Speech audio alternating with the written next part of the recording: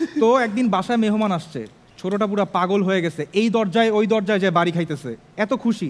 তারপরে কি করলাম, ওরে বাথরুমে আটকায় রাখলাম আমরা না পেরে। আচ্ছা, আটকায় রেখে বাইরে থেকে লক করে দিছি। ও কিছুক্ষণ চিল্লাইলো যে খুলে দাও, খোলো খোলো না প্লিজ, আর করবো না। আমরা খুললাম না।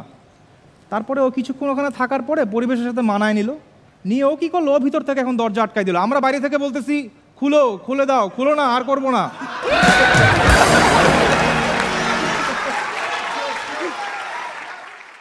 তো এখন তো টেকনোলজির সময়, সব বাচ্চারাই, বেশিরভাগ বাচ্চারাই ফোনে ইনভলভ থাকে। এরা দুইজনও বাইরে যে এদের খেলার মাঠে যে খেলার কোনো ইচ্ছা নাই, তারপরও সপ্তাহে 2 দিন এদেরকে জোর করে বাইরে খেলতে পাঠানো হয়, যেন বাসায় বাবা মা একটু হাত খুলে খেলতে পারে।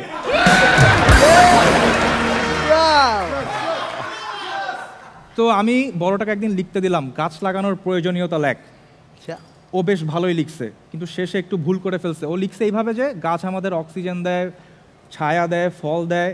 এই পর্যন্ত ঠিক ছিল। এর পরের লাইন হচ্ছে এই জন্য আমাদের সবার বেশি বেশি করে গাছ লাগানো উচিত, কিন্তু ও গাছটা আর লেখে নাই।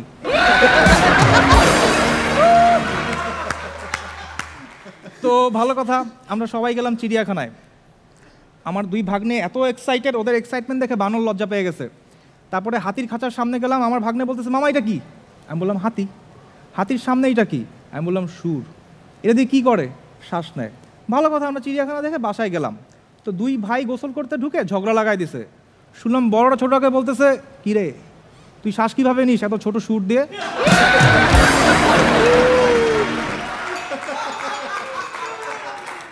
তো এরপরে মারামারি লেগে গেল।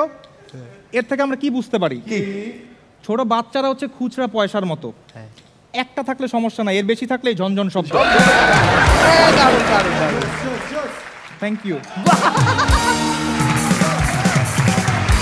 ঢাকা ধানমন্ডি থেকে আসবে আফনান আফ্রিদি।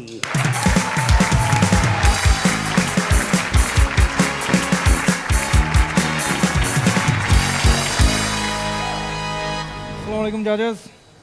রনি ভাই, হ্যাঁ, শেষ দিন যেখান থেকে শুরু করছি আর ওখান থেকে করবো না। Mentor Ra One, what's up?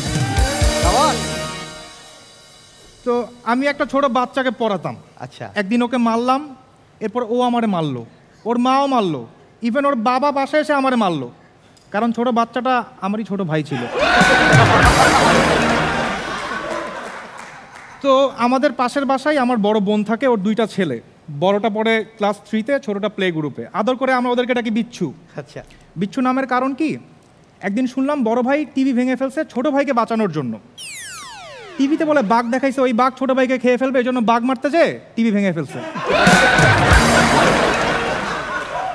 পরে জানলাম এই ঘটনার আধা ঘন্টা আগে ফ্রিজে রাখা ছিল সাপোজিটরি, বড় ভাই এটা চকলেট ভেবে পুরোটা চুষে খেয়ে ফেলছে। তো স্বাভাবিকভাবেই ওদের মা ওদেরকে ইচ্ছা মতো কিছুক্ষণ মারছে। এরপর থেকে ওদের মা ওদের কাছে ট্রমা। তো ফারিয়াবু, বাচ্চাদেরকে আপনি এমনি ডাকবেন, আসবে না। আপনি যখন একটা ইম্পর্টেন্ট কাজ করবেন ওরা দৌড় দিয়ে আসবে। হ্যাঁ। তো ঠিক সেদিন এরকমই আমি খুব মনোযোগ দিয়ে একটা তিমি মাছের ডকুমেন্টারি দেখতেছিলাম। তো এটা দেখে আমার ছোট ভাগ্নে দৌড়ায় আসছে যে মামা জানো আমি স্কুলে আজকে কি শিখছি? কি? এ ফর অ্যাপেল, এরপর বি ফর বলবো না। তো যেহেতু পাশের বাসায় থাকি, আমি ওদেরকে মাঝে মাঝে পড়াই। তো বড়টাকে একদিন জিজ্ঞেস করলাম বল বাংলাদেশের রাজধানী কি? ও বলল চট্টগ্রাম। আমি বললাম হয় নাই। আবার বল বাংলাদেশের রাজধানী কি? ও বলল সিলেট। আমি বললাম তুই এত সহজ একটা প্রশ্নের উত্তর দিতে পারতেছিস না, তুই জীবনে বড় হবি কেমনে?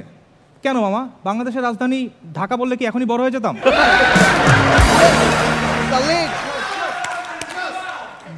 বাচ্চারা এমন একটা প্রাণী যারা একই সাথে খুবই ইনোসেন্ট এবং খুবই স্টুপিড।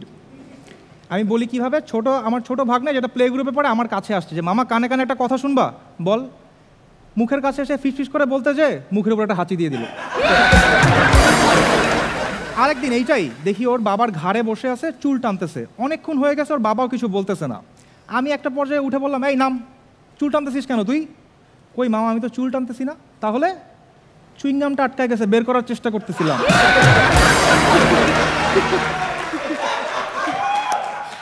তো একদিন বাসায় মেহমান আসছে, ছোটটা পুরো পাগল হয়ে গেছে, এই দরজায় ওই দরজায় যে বাড়ি খাইতেছে, এত খুশি।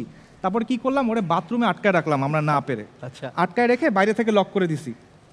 ও কিছুক্ষণ চিল্লাইলো যে খুলে দাও, খোলো খোলো না প্লিজ, আর করবো না। আমরা খুললাম না। তারপরে ও কিছুক্ষণ ওখানে থাকার পরে পরিবেশের সাথে মানায় নিল, নিয়ে ও কি করলো, ও ভিতর থেকে এখন দরজা আটকাই দিল। আমরা বাইরে থেকে বলতেছি খুলো, খুলে দাও, খুলো না, আর করবো না।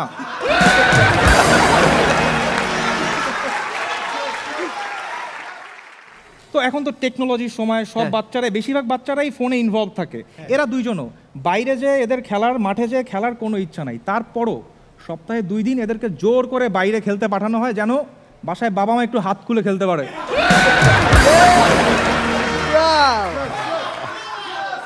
তো আমি বড়টাকে একদিন লিখতে দিলাম গাছ লাগানোর প্রয়োজনীয়তা লেখ। ও বেশ ভালোই লিখছে, কিন্তু শেষে একটু ভুল করে ফেলছে। ও লিখছে এইভাবে যে গাছ আমাদের অক্সিজেন দেয়, ছায়া দেয়, ফল দেয়। এই পর্যন্ত ঠিক ছিল। এর পরের লাইন হচ্ছে এই জন্য আমাদের সবার বেশি বেশি করে গাছ লাগানো উচিত, কিন্তু ও গাছটা আর লেখে নাই।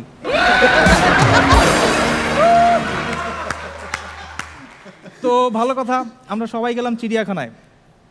আমার 2 ভাগ্নে এত এক্সাইটেড, ওদের এক্সাইটমেন্ট দেখে বানর লজ্জা পেয়ে গেছে।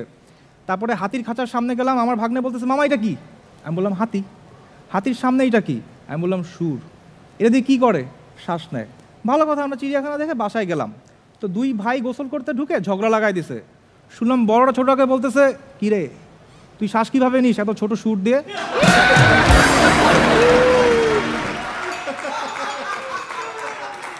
তো এরপরে মারামারি লেগে গেল।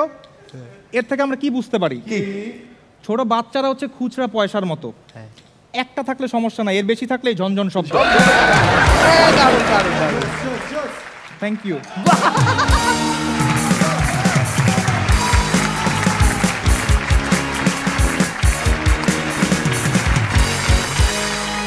ওকে, দারুণ ছিল, আমার খুব ভালো লেগেছে।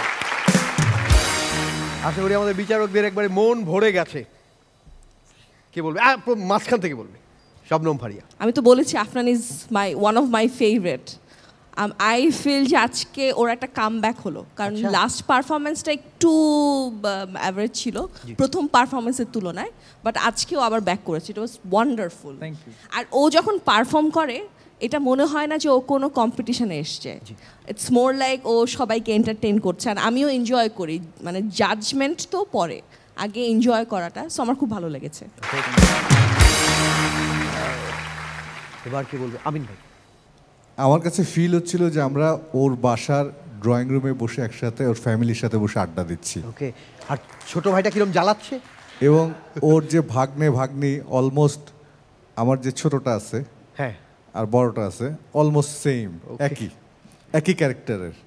তা আমি ওইটা না একদম রিলেট করতে পারছিলাম। ওরা 2 ভাই যা যা করে এবং ও সেই জিনিসটাই জোকস আকারে এখানে দিয়েছে।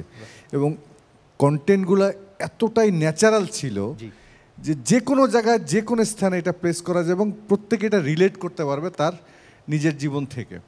এই জন্য সবচেয়ে বেশি মজা লেগেছে। এবং ওর ডেলিভারি প্যাটার্নটা এতটাই স্বাভাবিক ছিল যে স্ট্যান্ড আপ কমেডির সবচেয়ে বড় গুণ যেটা, যে আমি ডেলিভারি দিব খুবই স্বাভাবিক, কিন্তু এই স্বাভাবিকের মধ্যে অসাধারণ কিছু কাজ থাকবে, সেই কাজটা ছিল ওর মধ্যে। এবং সত্যি তুমি যে কামব্যাক করছো সেই লেভেলের কামব্যাক, এক্সিলেন্ট। একটা ফায়ার তো লাগেই। ওকে, এই যে কামব্যাক বলছে না, যদি ওই অলসতা না কাটাতো তাহলে কি বাচ্চা হতো? এটাই শিক্ষা। তবে আমিন ভাই আপনি দারুণ বলেছেন যে এই যে এক বাবা রিলেট করতে পেরেছে যে তার বাসায়, মানে মনে হচ্ছে তার বাসার গল্প এইভাবে বলা হচ্ছে।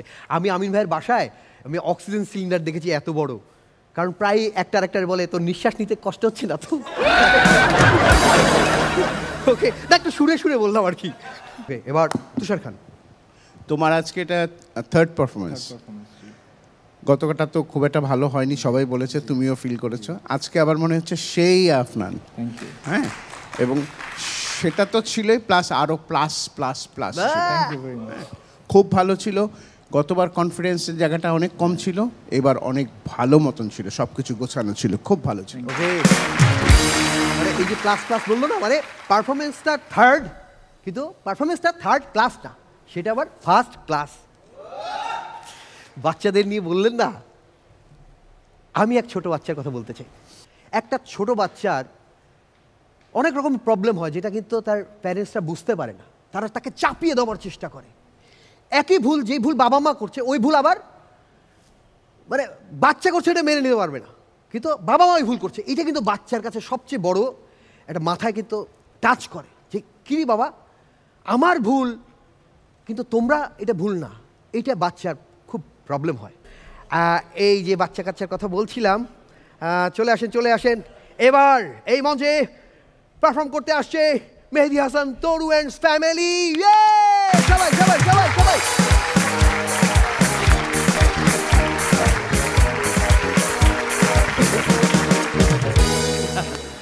আজীবন যা হয় তাই আজকে হচ্ছে, খেয়াল করে দেখুন। হাজবেন্ড চলে এসছে, উনি ভাবি রেডি হতে দেরি।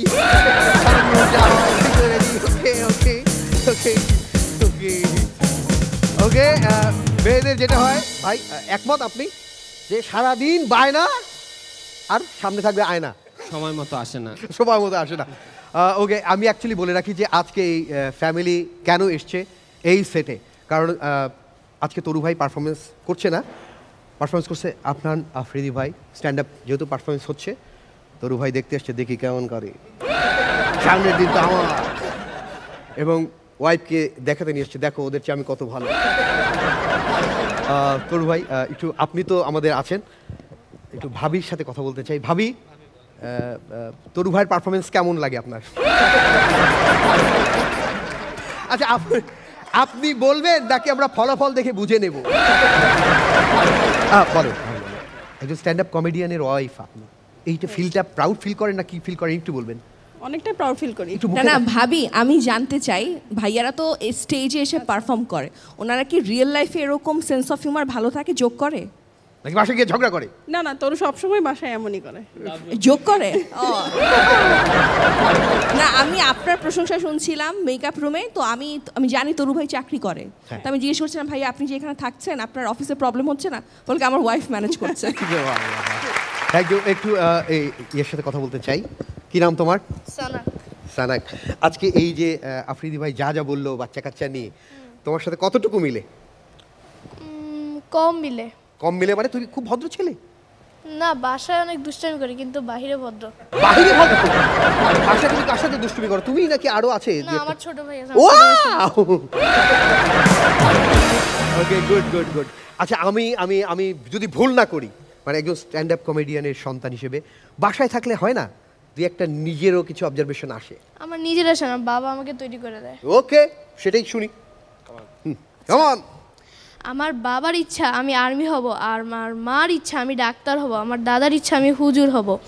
তো আমি বলতেছি, এক গাছে কি আম কাঁঠাল কলা লিচু সব পাওয়া যায় নাকি? পাশের বাসার আন্টি আমার মার সাথে গল্প করতে আসছে, তো পাশের বাসার ভাবি বলতেছে, আল্লাহ ভাবি এই কথা বললে আপনি বিশ্বাসই করবেন না, আল্লাহ ভাবি এই কথা বলে বিশ্বাসই করবেন না। আমার কথা হচ্ছে, যে কথা বলে বিশ্বাস করবো না এই কথা বলারই দরকার কি? শাবাশ শাবাশ শাবাশ, জোরে হাততালি হোক। Thank you. আমি প্রত্যেকটি স্ট্যান্ড আপ কমেডিয়ানের ফ্যামিলির প্রতি গভীর শ্রদ্ধা জানাচ্ছি, কারণ আপনাদের সাপোর্ট, ভালোবাসা এবং শ্রদ্ধা, সম্মান, এটা যদি না থাকে না, কোনো স্ট্যান্ড আপ কমেডিয়ান স্টেজে এসে কিচ্ছু করতে পারে না।